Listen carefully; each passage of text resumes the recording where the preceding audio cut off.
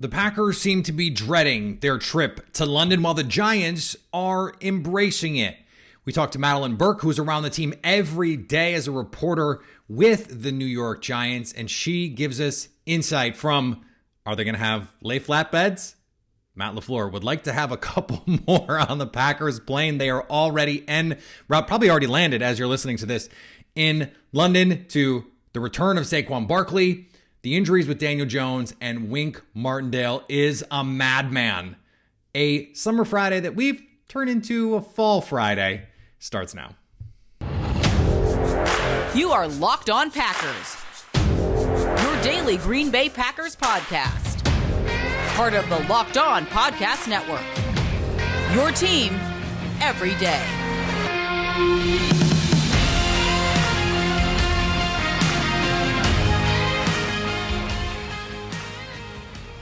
You are Locked On Packers, part of the Locked On Podcast Network, your team every day. I'm Peter Bukowski, and I cover the Packers for The Leap, a newsletter I would love for you to subscribe to. You can follow me on Twitter, Peter_Bukowski. Follow the podcast on Twitter at Locked On Packers.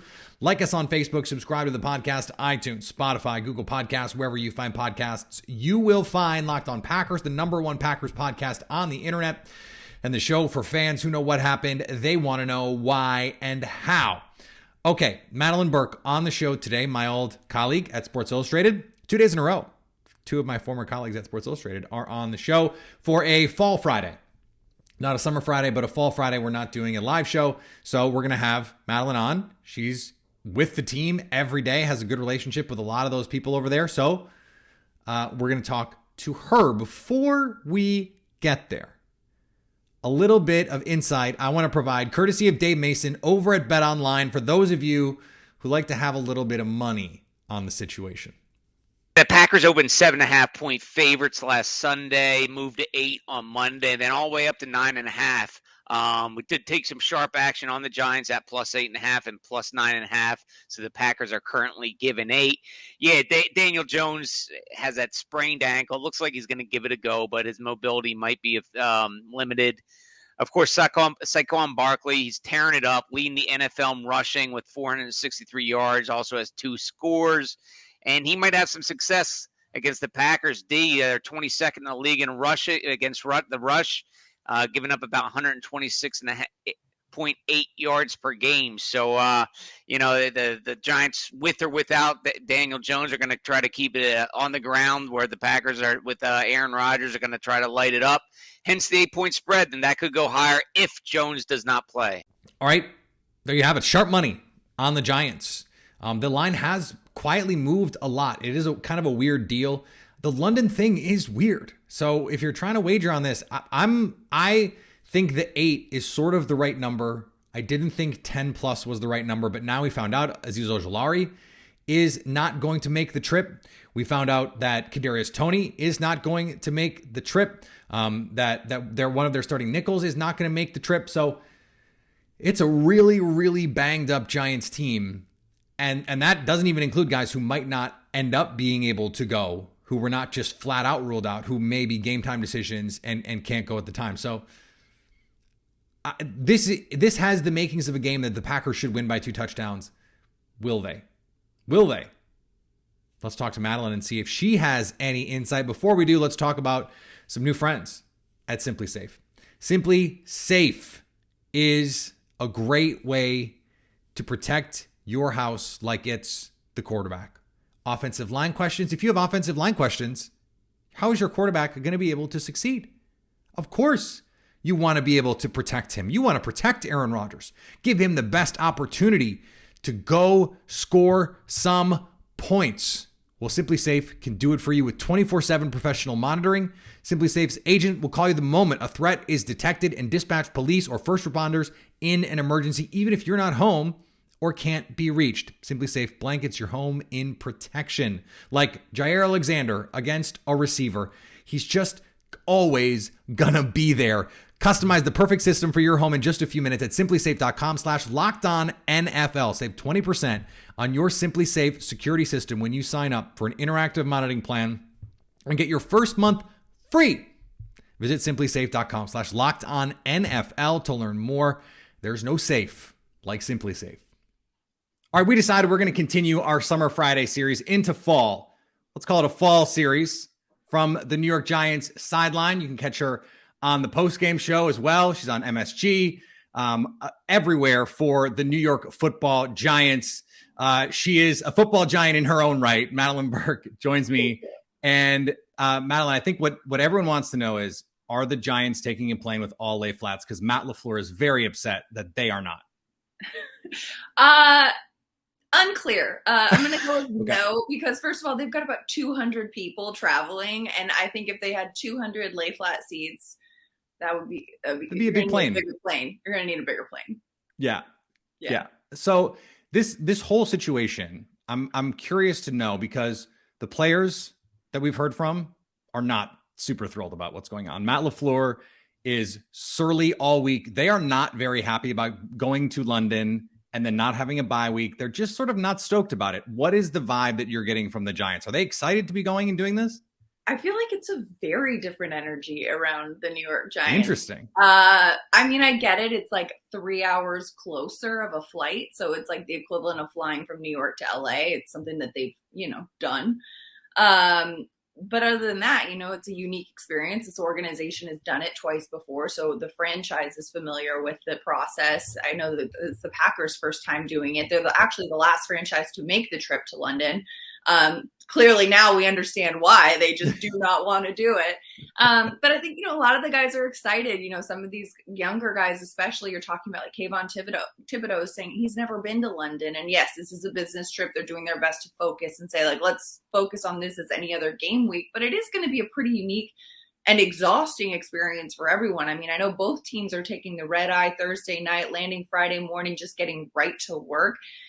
That's hard to do, right? Getting off an airplane, I don't care if you've slept the entire flight. It is hard to just get up. It's not good sleep. It's not like deep REM sleep that you're getting on an airplane. You're getting like weird nap sleep. And then all of a sudden you're starting your whole day. But that being said, it is such a unique experience. And we saw what a great game that was played in London last week. Let's hope this one can live up to the expectations. Yeah, last week, one of the better London games, honestly, we've ever had. And what's interesting is a lot of them end up being really close.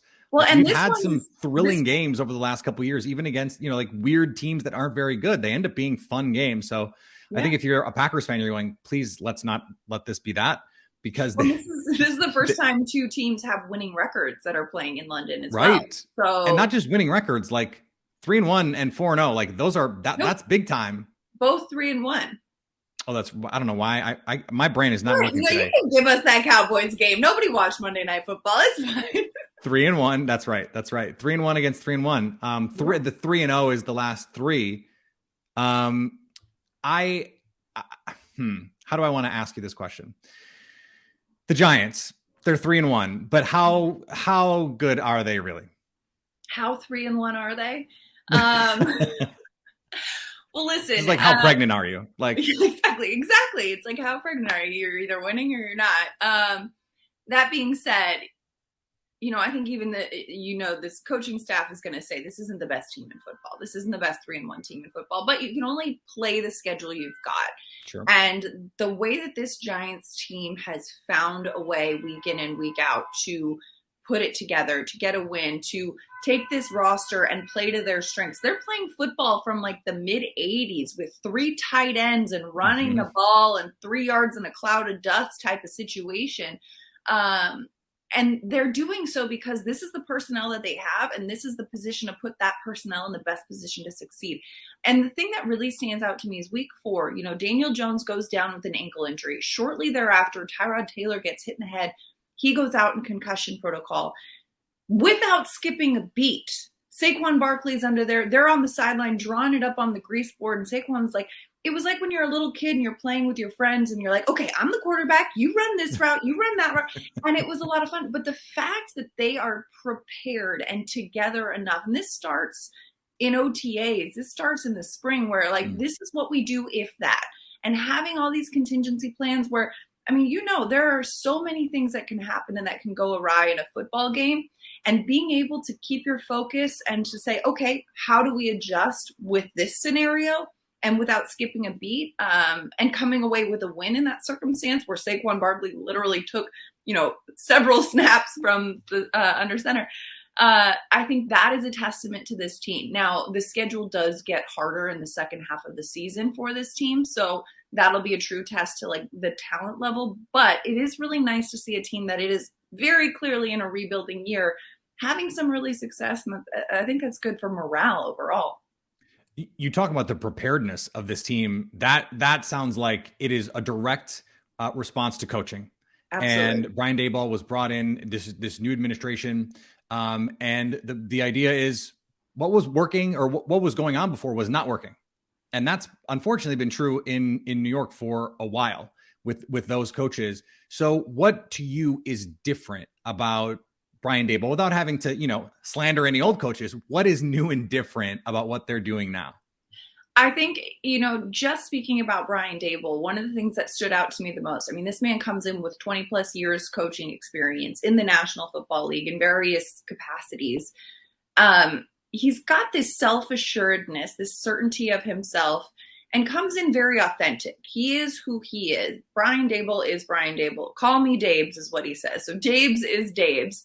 And okay. There are players on this roster now that have worked with him or played for him in other stops along their career.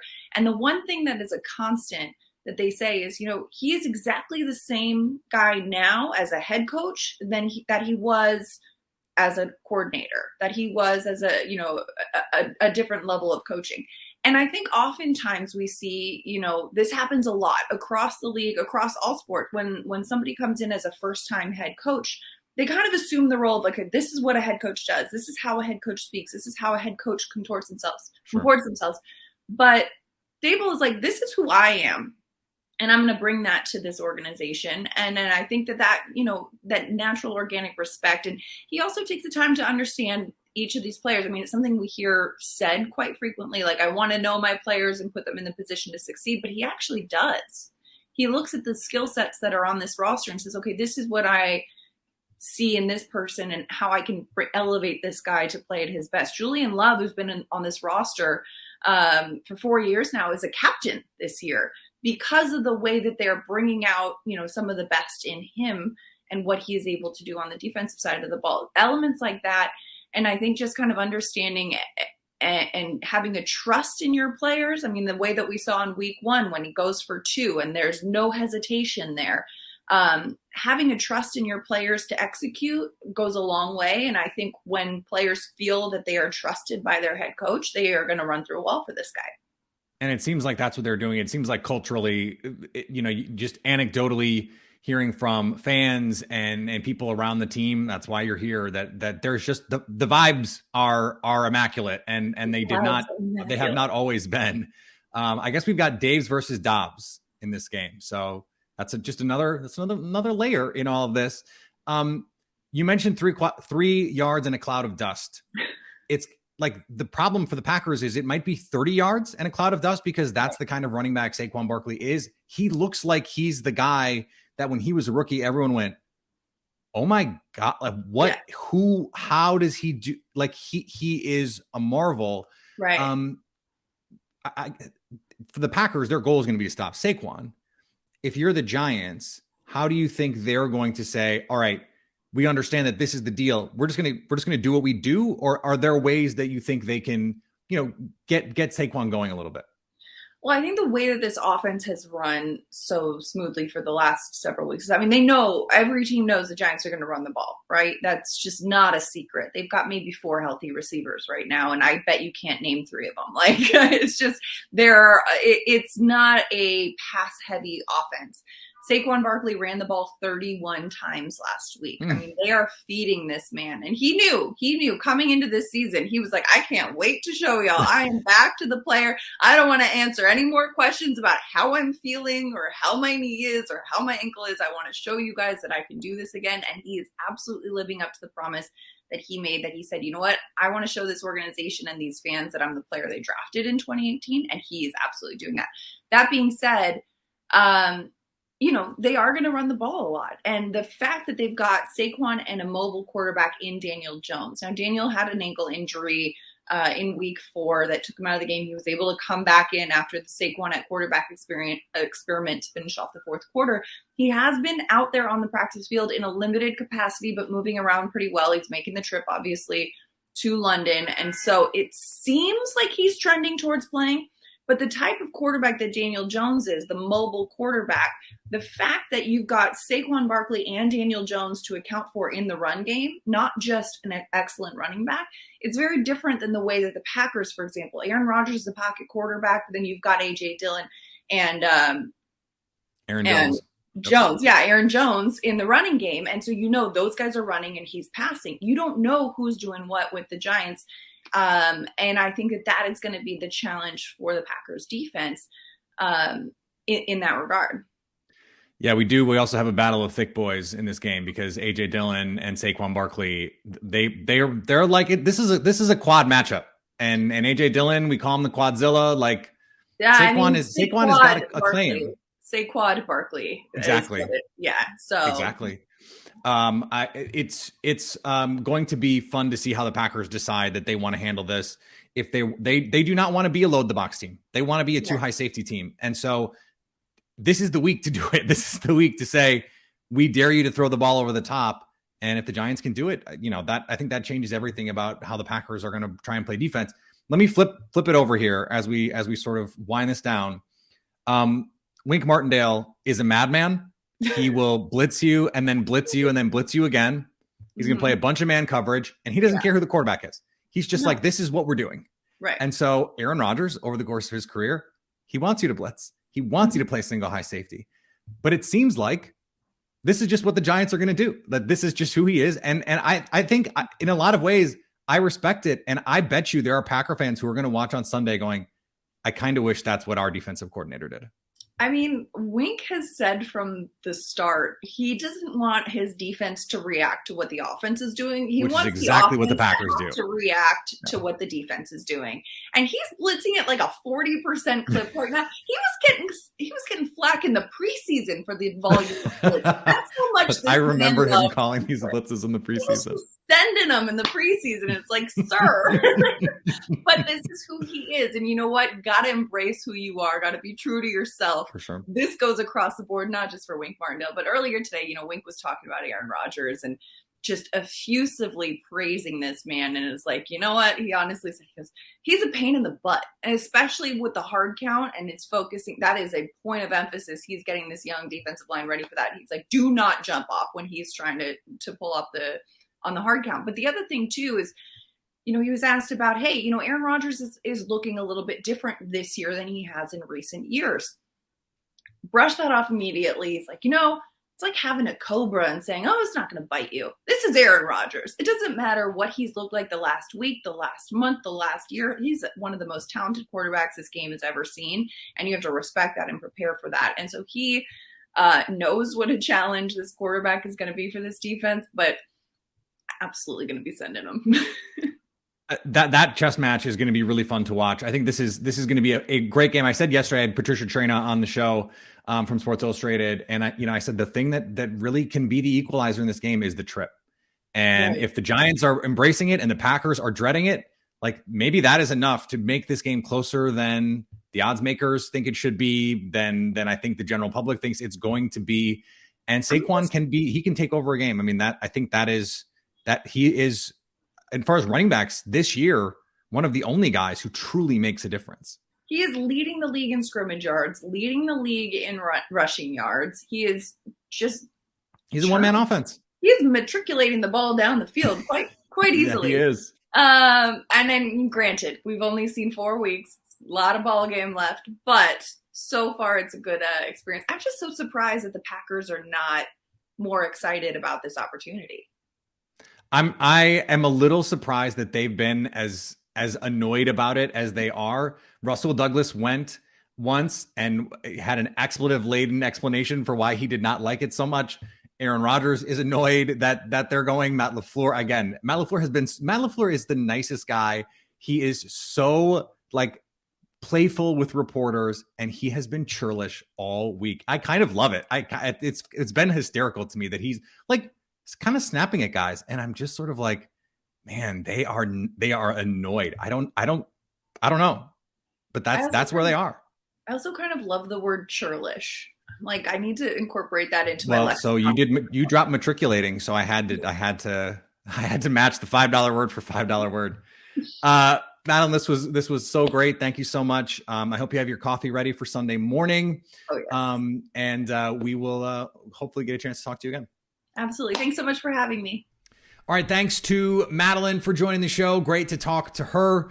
My brain was apparently just not working for part of that interview. 4-0. Definitely neither one of these teams 4-0. Famously, each of them have losses. So, but she was great, and I appreciate her giving us the time on a different kind of schedule for us. So I appreciate you giving us the time as well. Today's episode brought to you by our friends at BetOnline, who you heard from at the start of the show. Your number one source for all of your football betting info this season. Find all the latest player development, team matchups, news, and in-depth analysis that you could want. They are your go-to source for sports wagering information. Live betting, up-to-the-minute scores for every sport. NBA is back. Baseball playoffs starting tonight. Let's go. Combat sports, golf. It's all there for you. Bet online or use your mobile device to learn more. Bet online, where the game starts. And thanks for making Locked On Packers your first listen every day. Now make your second listen the Peacock and Williamson NFL show. Brian Peacock and former NFL scout Matt Williamson give you the expert NFL analysis in less than 30 minutes. It's free and available wherever you get podcasts. All righty. We've got a game on Sunday. We will be live on the Locked On Packers YouTube page.